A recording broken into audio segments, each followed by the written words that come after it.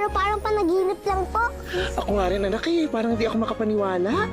Pero bakit tayo lang po ang tao? Saka, paano niyo po nagdala dito? Wala naman ako passport. Passport? Oo, te, passport. Wala pong mga ganun yung inaanak ko kasi hindi pa siya naliligally adapt. Ni Twinkle. Aampunin ko na ang bata.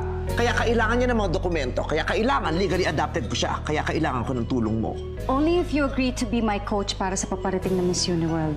Perfect! Kirin mo pala eh. Pero may isa akong kondisyon. Hindi ka pwedeng lumapit kay Angelo. Basta hanggang dyan lang, ha? Mara, kilala kita. Ito na yung muling pagkakataon ko para makilala ko yung anak ko. Hoy, anong ginagawa niyo rito? Kasama ko ang guardian angel ko, ha? Si Ate Mara!